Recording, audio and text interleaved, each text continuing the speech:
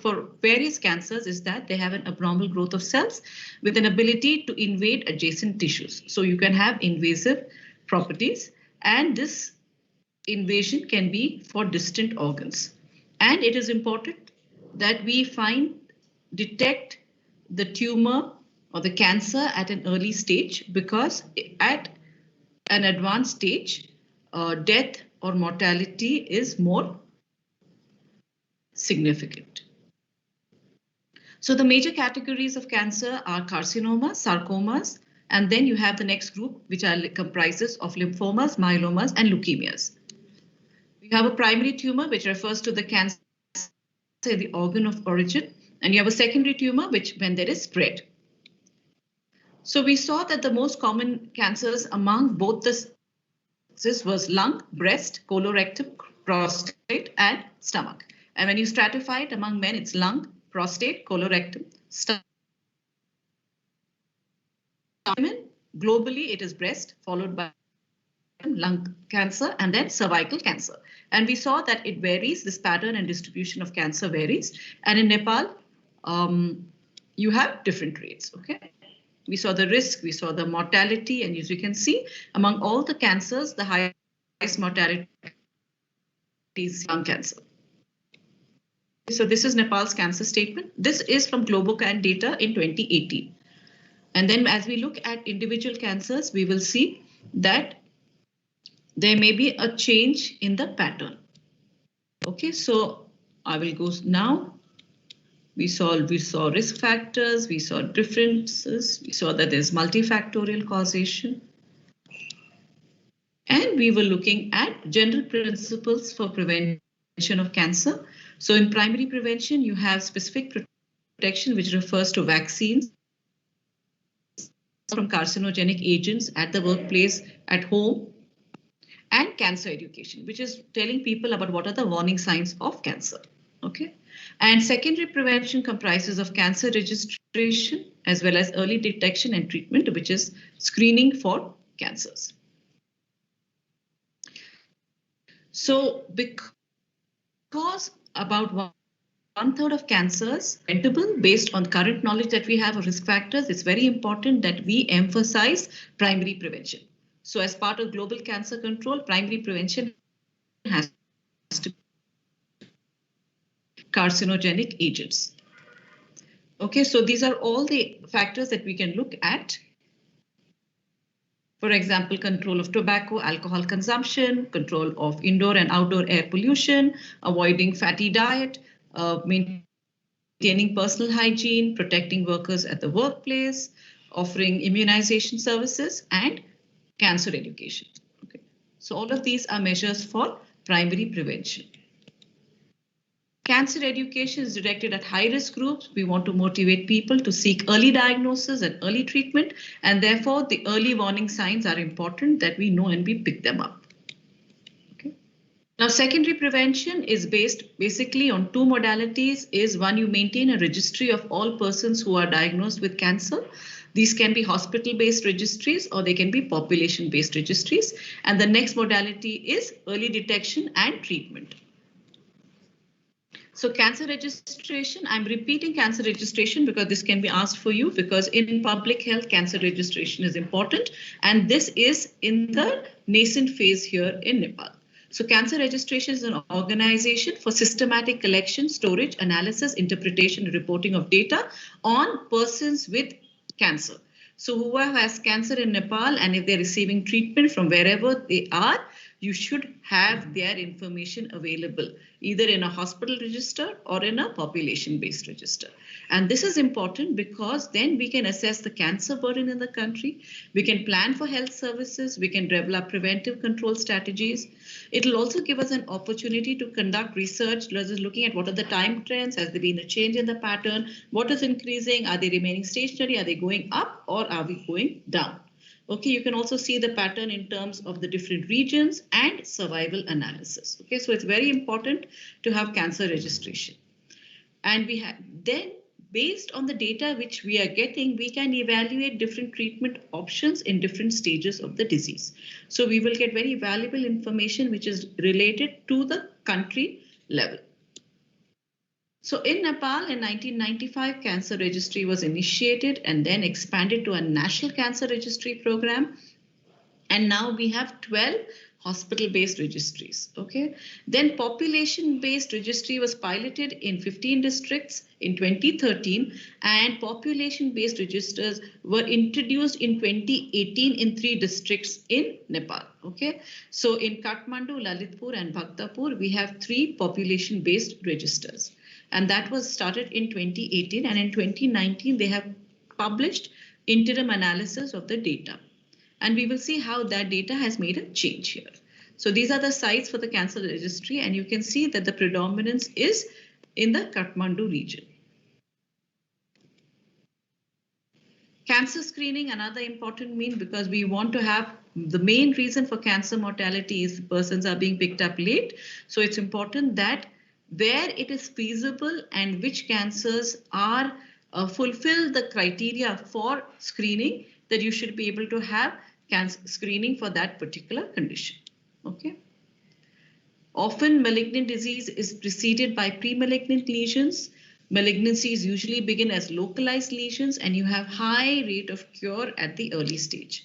75% of cancers occur at accessible sites. Okay, so therefore we can have screening for oral cancers, for cervical cancer, and breast cancer. So you can choose depending on the prevalence incidence of the disease. You can have mass screening, or you can have selective screening. Okay, and then as part of the treatment for the diagnosis process, and you can have tumor markers.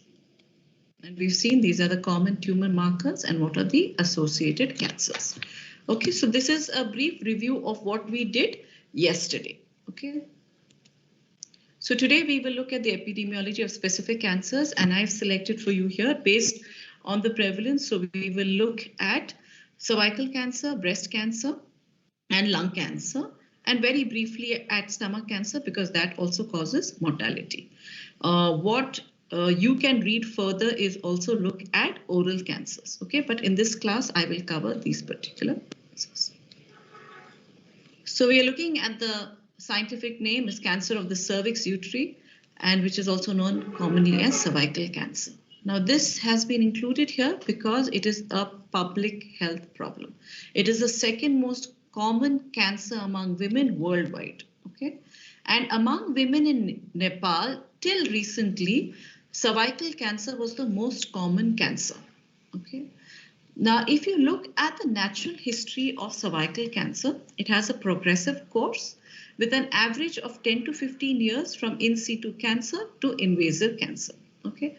If you look at how it progresses, I've put down the natural history for you. So you have the cervix with a normal epithelium, which then develops dysplasia. And this is now termed as CIN, which is cervical intraepithelial neoplasia. And this is graded as 1, 2, and 3, depending on the depth of the epithelium which is involved. Okay. Now, cervical intraepithelial neoplasia is not cancer. Okay. It is a precancerous lesion. And not all persons with CIN will develop cervical cancer. So that is the thing of whether we treat it or not. Okay, so dysplasia is not cancer, but it is one step towards. But not all people with CIN will develop cancer. So that also has to be kept in mind when you are dealing and the advice that you give with the person. Okay, so not all dysplasias develop into carcinomas. And then dysplasia will further progress into carcinoma in situ, and then you develop, and then the lady develops invasive cancer. Now, unlike other cancers which we have a multiple reasons, even in cervical cancer, we do have multiple factors, but a cause has been identified for this particular cancer. Okay, and the human papilloma virus has been found in 95% of women who have cervical cancer. Okay, now human papilloma virus, this is a sexually transmitted infection, and when with the onset of sexual activity, at least once during their lifetime, sexually active persons may have the HPV infection, and it is estimated that about half of those who are sexually active have this infection. Okay, so when we look at HPV and its role in cervical cancer, it has been thought that HPV is maybe a necessary cause, but it is not sufficient. Just having the infection may not lead always to cancer, but in order, whenever cancer develops, you will find that HPV is usually, so it may be a necessary cause, but it is not sufficient to cause cancer. So there are other risk factors which are also involved for cervical cancer, such as, very important is age. So it usually occurs among younger women, probably because the sexual activity is more in that period. Also because childbearing occurs during this, and childbearing also has a role to play because of the repeated wear and tear and of the cervix, okay, during delivery. So young women 25 to 45 years, okay, are more at risk for developing cervical cancer. And as the age increases, the risk increases. And then after 45, it kind of levels off during the menopausal period. And then it is found that it may fall. Now, there's also now evidence coming up that postmenopausal women also may have, because of the protective effect of estrogen wearing off, and the epithelium may be more susceptible for cancer. So there are two reasons which are playing in here. But as of now, current evidence shows that younger people are more at risk, those who are in the reproductive age group. Persons who have genital warts, whether it's in the past or present, that is found to be associated with the occurrence of cervical cancer as well. Now, another history that has been played an important role is the sexual activity. So persons who have multiple sexual partners are more at risk of developing cervical cancer. Now, this association came because it was found that among those such as nuns and monks, so women who are sexually inactive or who practice abstinence, cervical cancer is almost not seen among them. It is negligible, okay? In contrast to breast cancer. So among those who are abstinent, you do not see cervical cancer. And in contrast, those who have not only sexual activity, but also have multiple sexual partners, they are more at risk. Those women who are involved, who are commercial sex workers, they are also more at risk for cervical cancer. Now, given the fact that sexual activity is associated with cervical cancer, women who get married early, so married women are more at risk as compared to unmarried women who are not sexually active. Okay, so let's put that in that terms. So especially women who get married early during adolescence, and so that they're exposed to coital activity at an early age, and with that they have early childbearing and repeated childbirth. All of these factors are related with the marital status, and therefore marital status is associated, early age at marriage is associated a definite risk factor for cervical cancer. Women who use oral contraceptive pills, especially those who are having prolonged use of OC pills before 20 years of age, and using pills which have a high estrogen content, these have also been known to be a risk factor for cervical cancer. Okay, so young age, those with genital warts, those having who are sexually active, especially those with multiple sexual partners, consequently early age at marriage, multiple children, having multiple children, and using OC pills. These are all associated with a higher risk for cervical cancer. Now, if you can see that the socioeconomic status, very clearly it is written as those women who are from poor families and from lower socioeconomic strata, these are at higher risk because of consequently, you will find that they have lower literacy, they are married at an earlier age, they have more children. Okay, so all of these factors places them at risk. Also, those who are poor have less access to healthcare services, so they're also picked up at a later stage. Okay, so the incidence of cervical cancer is definitely associated with the socioeconomic status. So these are carcinogens which have been identified for cervical cancer. Okay, so you have diethylstilbestrol, especially if there is the fetus is exposed to this particular agent. Then it's estrogen, progesterone, contraceptives. So all contraceptives, your OC pills, as well as the injections which use a combination. Okay, HIV type 1 virus, HPV type, and you can see all the numbers which are listed out here. These have been identified, okay, 16, 18, 31, 33, 35, 39, 45, going up to 59, okay? And also tobacco smoking, because tobacco smoking will lower the efficacy of treatment, okay? And in that manner, for HPV infection, so what tobacco does is actually helps proliferation of the HPV. Okay, so this correlation has been found between tobacco smoking as well as for cervical cancer. So when we look at all the reasons, and you can see here, so you can find that in your environmental factors, viruses play an important role, and your other factors, which is related to personal hygiene, as well as childbearing, are associated with cervical cancer. So when we focus on primary prevention for cervical cancer, improved birth control. So women who are able to regulate their fertility are at a lower risk of cervical cancer. Women who have good personal hygiene as well as genital hygiene are also at a lower risk. Conversely, all those who do not have access to such care, they are at higher risk. Okay.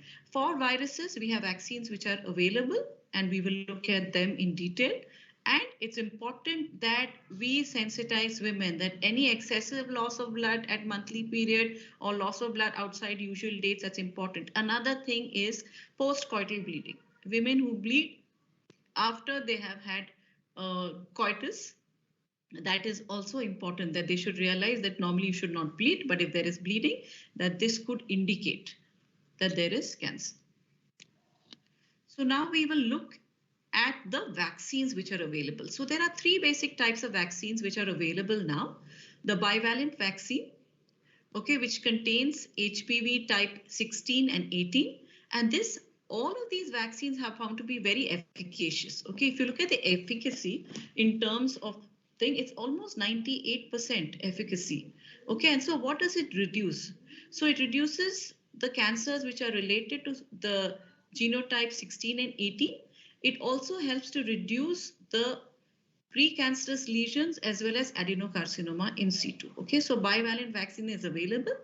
Then you have it's basically got to do with the cost and what can be afforded. Okay, so bivalent vaccine is available. Then you have the quadrivalent vaccine, which contains HPV type 6, 11, 16, and 18.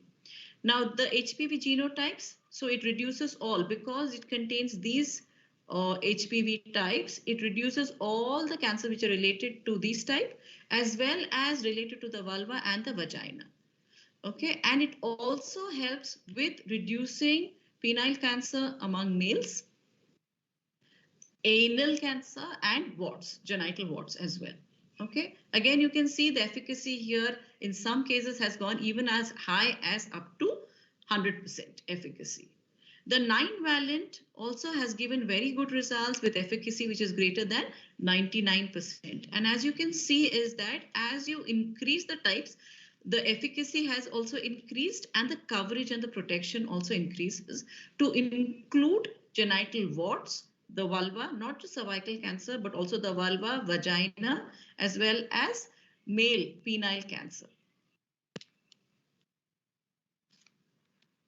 So how do we go about giving the vaccine? Okay, so the recommended age group in which vaccination should be done is between 9 to 14 years of age.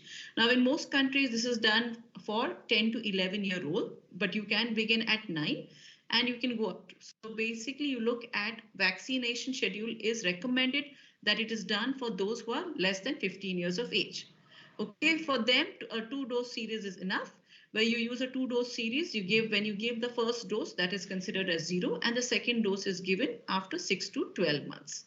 Okay, then you have for those who are older, more than 15 years of age.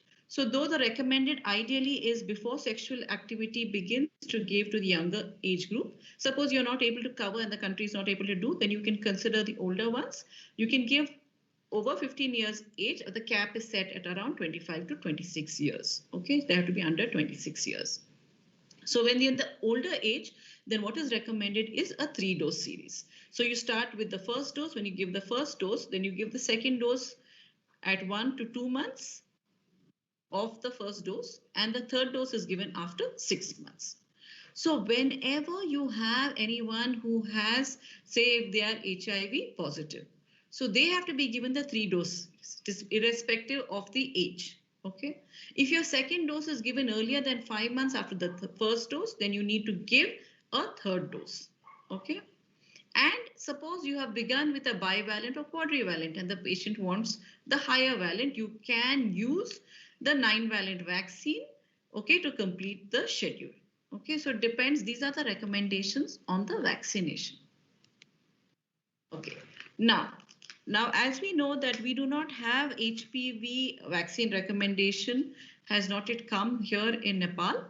So what I'm telling is what has been recommended by the WHO in all resource settings. Okay, so it depends on which countries adopt these recommendations. Okay, so in all resource settings, HPV 2 doses for girls. So you begin with girls. Okay, that is the first recommendation.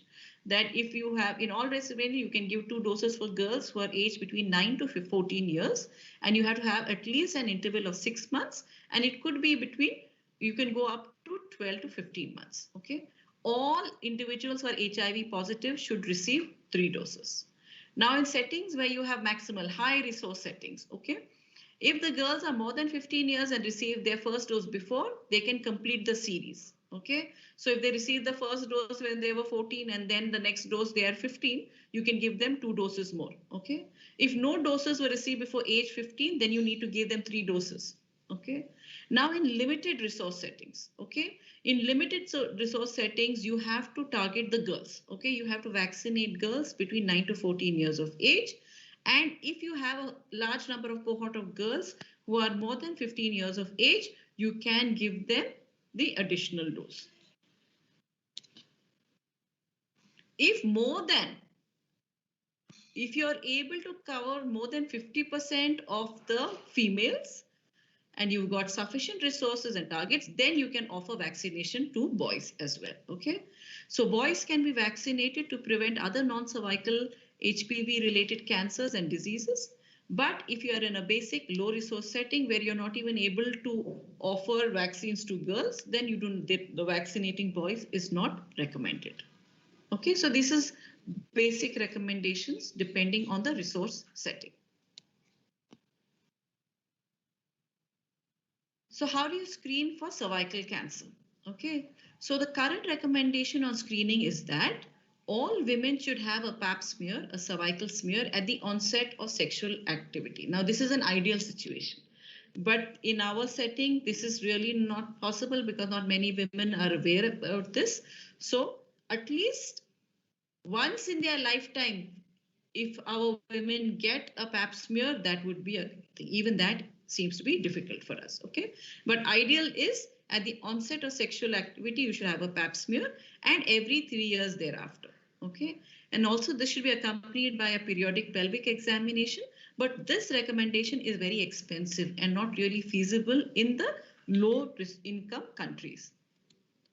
So this is something that is for women who are going for a pap smear should know about what is pap smear is that a doctor will place you on a chair. You have to rest.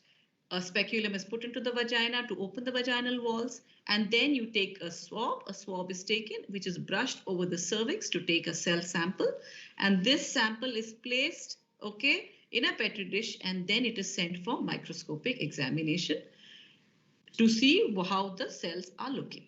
Okay, so this is basically what happens during a pap smear.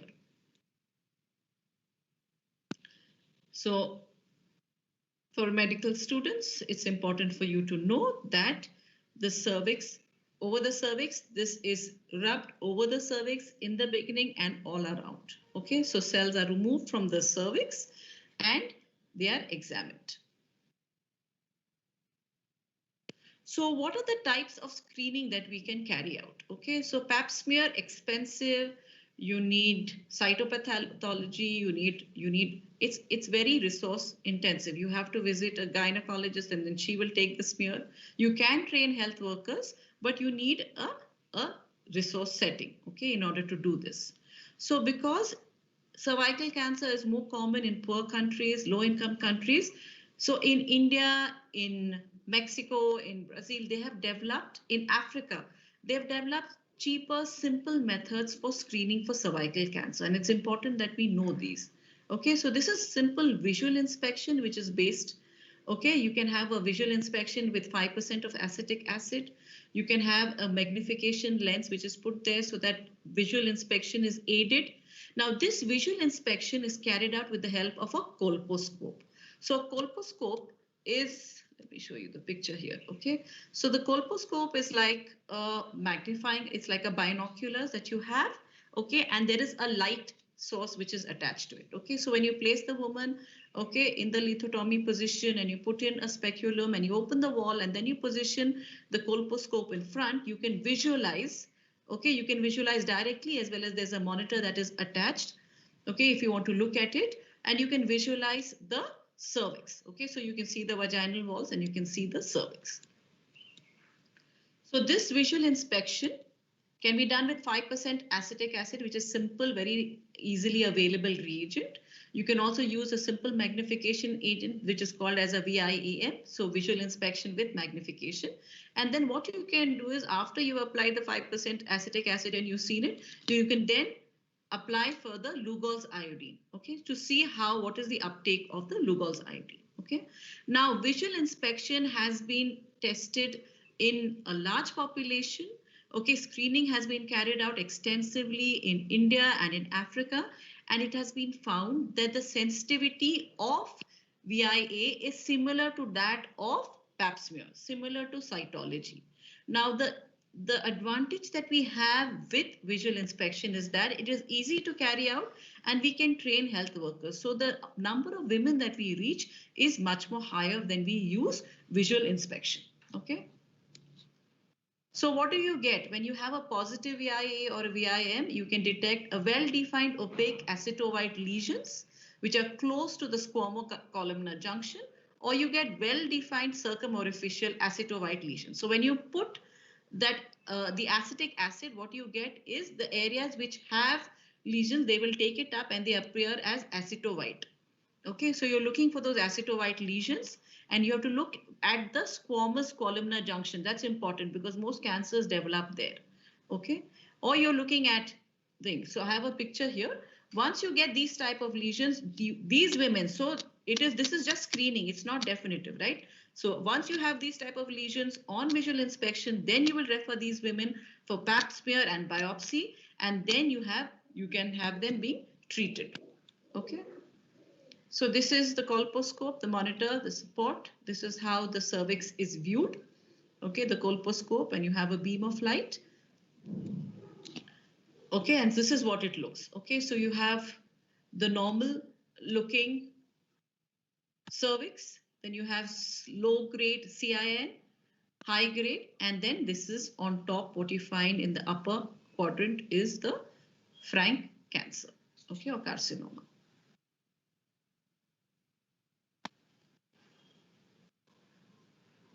So the treatment modalities which are available for cervical cancer, you can have total or radical hysterectomy for invasive cancer, which is amenable to surgery. The precancerous lesions, they are excised by loop excision. For carcinoma in situ, you can do cone hysterectomy, okay? And then these are followed by radiotherapy and chemotherapy as needed, okay? So there is multiple modalities for the treatment. But what is important is the stage at which it is identified, that will determine the thing. So cervical cancer is very much treatable provided we get it at an early stage. Okay. So by that we have looked at cervical cancer, and now we will look at breast cancer. So breast cancer globally, this is the most common cancer among women. Okay. So Risk factors for breast cancer. So breast cancer, typically now we describe them as occurring in premenopausal women and those occurring among postmenopausal women. So you have a bimodal trend, okay, among the younger age. So whenever cancer occurs in a younger age, they tend to be more aggressive, okay. Cancers which occur at older ages are more amenable for treatment. So this goes with the territory, okay. So you have one age is around 35 and then you have a rise in age after 65 years of age. So between 35 to 50 years is one group of women developing cancer, and then you have postmenopausal cancer occurring after 65 years of age. So obviously the risk factors which are operating in this group of women is different, okay. So family history, very important risk factor, especially if there is premenopausal breast cancer among the mother or sister. So first degree relative, if there is history, then there is high risk for the woman. Parity, we saw in cervical cancer that early parity, high number of parity was a risk factor for cervical cancer. In contrast, when pregnancy is delayed to the late 30s, okay, that is when breast cancer occurs more commonly, okay. Women who are unmarried and nulliparous women, they are at higher risk, okay, for breast cancer. Breast cancer is typically a hormonal related cancer, the duration of exposure to estrogen being the case in point here. So early age at menarche. So if the girl has periods, she has her menarche early, say at 10 years and at 9 years, okay, she develops. So the period over which, and then if the age at menopause is also delayed, okay, now we have from 45, the age has moved up to 49, 50. So you can see that now the exposure to estrogen is over 40 years. Okay, so whenever there is prolonged exposure to estrogen, that is a risk factor for breast cancer. So early age at menarche and late age at menopause are risk factors. Elevated estrogen and progesterone levels are definitely risk factors, and therefore all your contraceptives which have high levels of estrogen and progesterone carry a risk for breast cancer. Now, this has been of great, has received. So your BRCA genes have received a lot of attention, especially because of Angelina Jolie. Okay, so what are these BRCA genes? Specific inherited mutations in BRCA1 and 2. They increase the risk of female breast and ovarian cancers and other cancers. And we know that Angelina went in for breast, for cancer surgery because her mother suffered from breast cancer. Okay. So people with inherited mutations, of course, what is being contested is whether she needed to have gone in for, radical mastectomy like she did bilateral even before the cancer developed. Okay. Or rather, should you go in for screening? Okay. So that is the debate that has been occurring. So what is this increase in risk? Okay. So a harmful BRCA1 or 2 mutation can be inherited from a person either from the mother or father. Okay. Now, each child of a parent who carries a mutation in one of these genes has a 50% chance of inheriting the mutation. Okay. And now when you have the mutation, it is so strong that even when your second copy of the gene is normal, even if the first one copy you have the thing, the mutation can take effect. So it carries a risk. So those who have an evidence there's a lump in the breast, then they are further, the workup which is done for them is looking for these BRCA genes. Other risk factors for breast cancer is those who have had prior breast biopsy. Persons who consume high fat diet and obese women, these are known to have higher risk. Again, socioeconomic status, we saw in cervical cancer that lower socioeconomic status is a risk for cervical cancer, and higher socioeconomic status is a risk for breast cancer. So you can see how different factors influence cancer risk. Okay, so that's important for you to understand. So those who are in higher socioeconomic need to take care about maintaining proper BMI. They need to take care about their diet. They need to see that they exercise enough, okay, and they screen periodically, and those in the lower should need to have access to healthcare. They need to have better hygiene. Okay, so you can see how different risk factors operate in different categories. Radiation exposure, even that has been found, especially X radiation and gamma radiation. And prolonged use of oral contraceptive pills before the first pregnancy or before age of 25 is another important risk factor. Okay. These are the carcinogens which have been identified for breast cancers: alcoholic beverages, diethylstilbestrol, estrogen progesterone contraceptives, estrogen progesterone menopausal therapy, X radiation and gamma radiation. Okay, so X-ray exposures as well as gamma radiation is associated with breast cancer.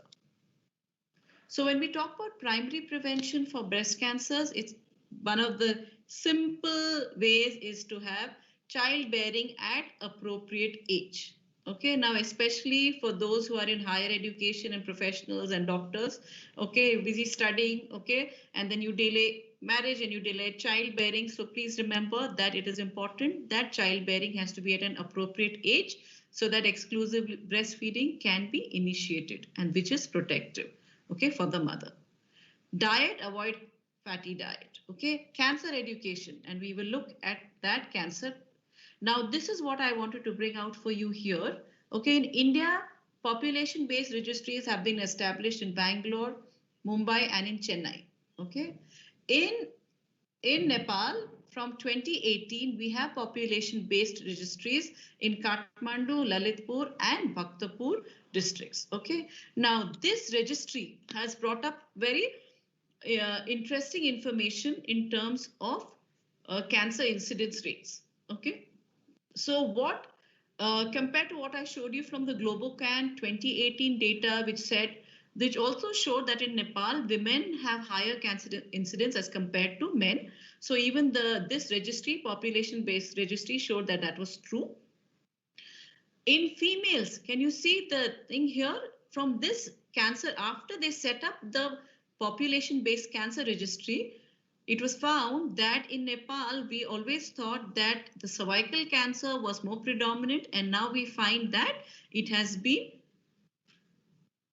superseded by breast. So even among women, you have breast cancer, which is the leading site, followed by lungs, then the cervix, and thyroid and gallbladder. So I put this here purposely just to show you what is the importance of having a registry. Okay, so we always knew that cervical cancer was very common among Nepali women. Now we have cervical cancer and breast cancer also. In fact, breast cancer has superseded cervical cancer.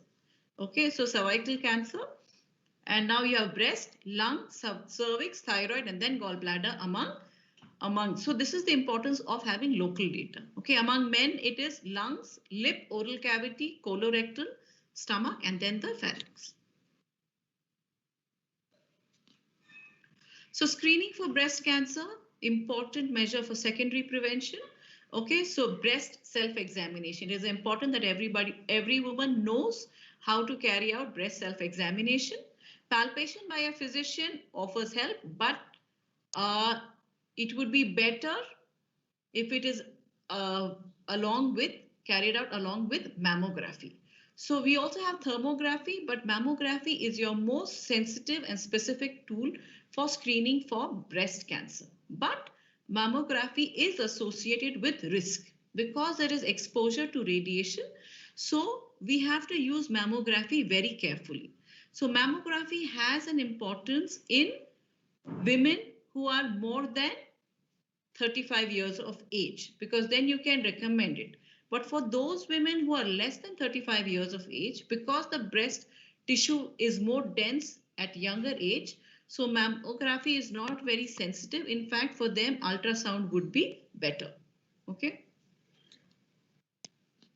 So these are steps for breast self-examination. What has to be remembered is they have to use the flat of the hand. Okay, the flat of the hand, and not a palpation is not done this way, but you use the flat of the hand to examine. So the best way a woman could do it is when she is in the bathroom. Okay, so you can examine it. You have to keep the hands down as well as up and on the hips, and then press on the breast with the fingers working around the breast in a circular direction. And also, if she can, to lie down and repeat this step. And don't forget that you should also check if there is any discharge from the nipple. And also you have to palpate under the armpit, okay, because of the axillary tail of the breast. Okay, so these are simple steps. So doctors should know and should be able to teach also women. So those who are educated can look at this and read and do it. Those who don't know, the doctor should be able to show, or the healthcare worker can teach the woman how to examine her breast. So warning signs for breast cancer: lump or thickening in the breast, a change in the size of the breast, a nipple that is pulled or retracted, a rash or ulcer on or around the nipple, discharge from one or both nipples.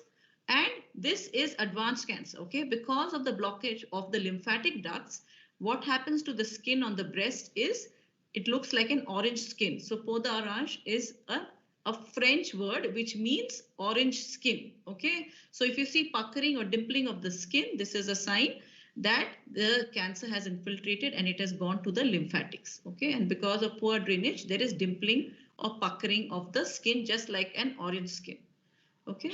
And also if the woman is having constant pain in the breast or the armpit, she should get it examined. Breast cancer treatment, again, multiple modalities: surgery, radiotherapy, and chemotherapy. Now, breast cancer surgery has come under a lot of criticism because of radical mastectomy, and a lot of women's groups have really protested against this. And therefore now early stage conservative breast surgery followed by radiotherapy is what is recommended. Okay, for premenopausal women, they are advised oophorectomy. That means you also take out the ovaries. For postmenopausal women, they are treated also with tamoxifen. And hormonal therapy is also available provided they have done looking at the status of the hormone receptors. Okay, so if you have hormone receptors, estrogen receptors are present, then they can offer hormonal therapy. But for women who have negative, especially triple negative, then this modality is not available and prognosis is a little lesser. Okay, and what is important to emphasize is a regular follow-up. So even after treatment, there has to be a regular follow-up for the next 5 years because there can be a recurrence. Okay, so this is just principles of cancer treatment, not details. Okay, this is enough for you to know in community medicine. Okay. Breast cancer, yes, tertiary prevention. For advanced stages and those with distant metastasis, tertiary prevention will focus on symptomatic care, pain relief, and psychological support. So palliative treatment is important, especially where patients don't have access to proper care. Palliative care has to be offered. Now we will look at lung cancer. Okay, lung cancer is the most common cancer among both men and women. So when you take both men and women together, also we need to look at this cancer because it has a high fatality rate. If you look at the ratio of the mortality to incidence is 0.86. Okay, so that means among those who are diagnosed with lung cancer, the fatality is high. And lung cancer, because again, we have a specific cause which contributes to a large amount. So the attributable risk of smoking to lung cancer is high. So because this is something that we can prevent, we can reduce, we can control. Okay, and therefore the focus on lung cancer. Okay, so if we control the smoking epidemic, then we can control the lung cancer rates. But if we don't control the smoking epidemic, then we know that we can predict that there will be an epidemic of lung cancer. So especially in the developing countries, you find that there's a change in the smoking trend. Okay, even globally, what is being seen is that though smoking rates are higher among men as compared to women, the trend is that smoking is beginning to decline among men and is beginning to rise among women. Okay, so this particular smoking epidemic, if we are seeing, we can predict that the cancers which are associated with tobacco and with smoking will also increase. So this is from the Globocan data that I have picked up. So carcinogenic agents which are associated with 5 or more cancer sites. Okay. So if you look at human immunodeficiency virus type 1, at least 5 cancer sites are associated with this particular virus. 7 sites are associated with alcohol consumption. The human papilloma virus type 16 again associated with around 7 different types of cancers. X radiation, gamma radiation associated 14 types of cancers, and tobacco smoking is associated with 17 types of cancers. So if we focus on tobacco control, we can have impact not just on lung cancer, but on so many other cancers as well. So this is just to show you what are all the risk factors which are agents which are associated with more than 5 or more cancer sites. Okay. So again, we start with age and sex. Okay, so 1/3 of deaths of lung cancer are occurring before the age of 65 years. So lung cancer is responsible for a lot of premature death. Okay, so that is, it occurs among younger people. It is more common among men. In industrialized countries, what is happening is incidence of lung cancer is increasing among women rather than men. So now let's focus on tobacco use and smoking. All smoked and traditional smokeless tobacco products cause cancer. Okay, so tobacco has been upgraded from a risk factor to a causative agent. Okay, lung cancer is the most common cancer which is caused by smoking. If you look at the relative risk of smokers in comparison to non-smokers, they are almost 8 to 10 times more at risk of developing lung cancer rather than non-smokers. So what is important is the age at which they started smoking, the number of puffs that they take.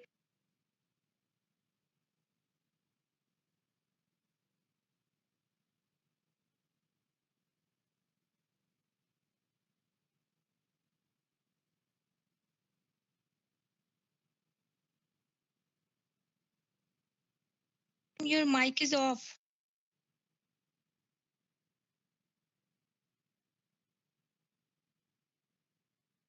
Ma'am, your mic is off.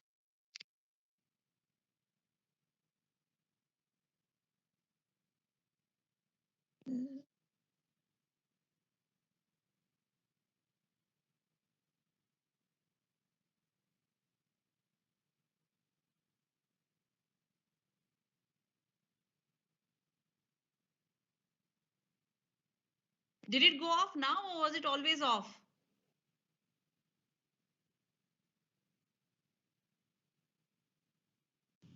Just now, ma'am. Okay, thank you. Wonder how that happened. Okay, thank you. Okay, now people who smoke think that they have a filter, then they are more protected, right? So there was this study done, a large study which was carried out in India. And what they found was that a cigarette with a filter offers no protection to persons in India who smoke. Okay, in fact, a king size filter, it delivers more tar and nicotine than an ordinary. Okay, so you will see ads live life king size. Okay, so actually that king size is delivering more tar and nicotine and is more carcinogenic than your ordinary cigarettes. Okay, now when you look at cigarette smoke has so many different noxious compounds, but it is tar, carbon monoxide and nicotine which are the most noxious components. Okay, so though there are more than 200 agents which are harmful in cigarettes, it is tar, carbon monoxide and nicotine which are most important. Okay, the other risk factors for lung cancer is passive smoking, air pollution, radioactivity and occupational exposure, especially to asbestos compounds, arsenic, I'm sorry the spelling here, so arsenic, chromates and nickel. Okay, so wherever you have these metals being used and occupational exposure, so you can imagine if somebody is smoking and then they are also exposed to this dust, what they are. Now what I want to focus is passive smoking. So if a person does not smoke, but if somebody else smokes and if you're around a person who smokes, that can also cause cancer. Okay, and so many times you may say he's a non-smoker, doesn't smoke. But if there's someone around, so if you're even around smokers for a prolonged period of time, it can cause smoking. So when cancer, especially where smoking is very prevalent. So in countries like Japan, in Israel, okay, where you have very high rates of smoking. So non-smokers are also exposed. So you find high rates of cancer, lung cancer among non-smokers due to their passive inhalation of the smoke. So if you exclude tobacco use and you want to see what are the other factors which cause lung cancer, you can see this is the contribution, okay? Household air pollution, ambient air pollution, residential radon, as well as occupational risk. So even these can carry a risk for lung cancer. So the main risk both smoked as well as non-smoked tobacco, followed by these other risk factors. So I just listed just for you to know that these are all have been listed. If you go and look at carcinogens and look at the file, you'll have all of these are placed as known carcinogens for the lung. Okay.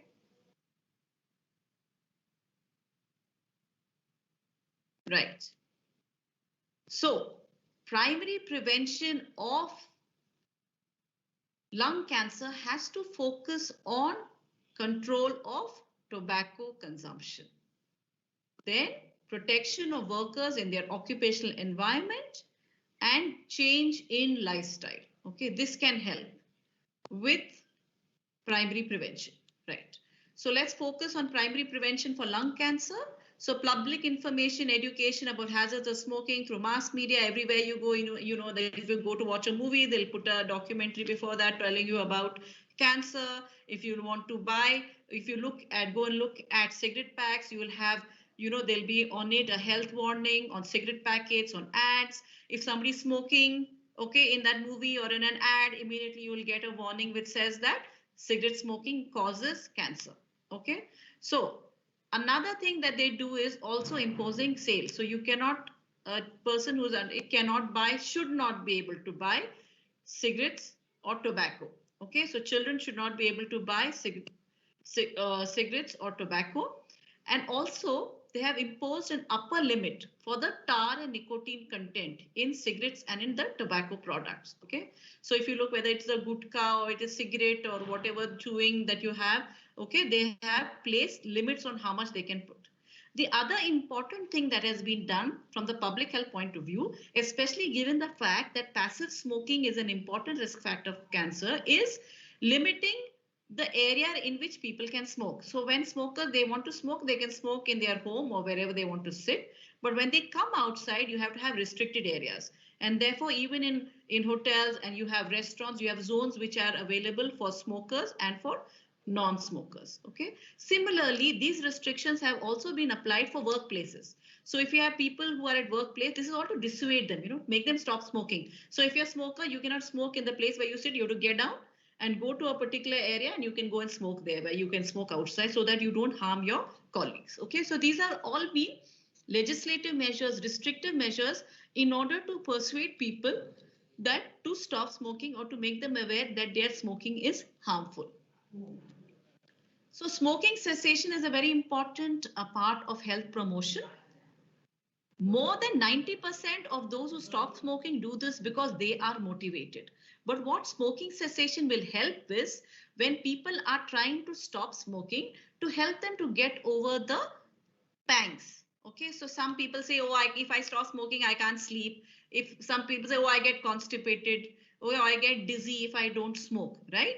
Okay, so you can offer them nicotine supplements, substitutes. Some people you have hypnotherapy, support clinics. They can talk to other people who have stopped smoking just to help them to keep up their smoking cessation. Okay, now in order for the smoking pandemic to reduce, we need to have collaboration across countries and across nations so that we can control this smoking epidemic. Okay, so this is all the public health measures that we can have for primary prevention of lung cancer. Okay. Now, secondary prevention, again, we are following. Okay, so you have registration, you have detection. So what do we use for detection of cases? Cancer screening, a chest X-ray, okay, and sputum cytology. Okay, chest X-ray and sputum cytology. Now, mass screening by radiography has not been recommended because lung cancer per se does not fulfill criteria. for suitability of screening. So what happens is this is left to the countries. So we don't have it in every country. But for example, in Japan, where they have high rates of smoking and high rates of lung cancer, they have mass screening by fluoroscopy. Okay, because for them it makes sense to have that because of their high rates. Okay.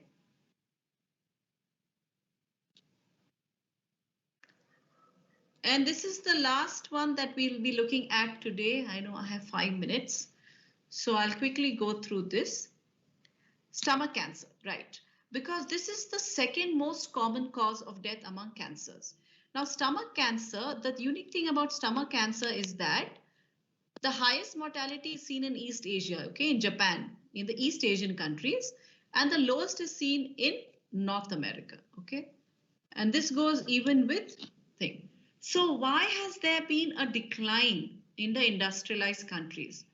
Okay, because stomach cancer, wherever there's been an improved food preservation practice, where there is better nutrition and there is less consumption of preserved and salted foods, wherever there's been a focus, where they've seen that packaged foods have lesser salt content, okay, with these countries have seen a decline, okay. But typically where this has not been controlled, there are high rates.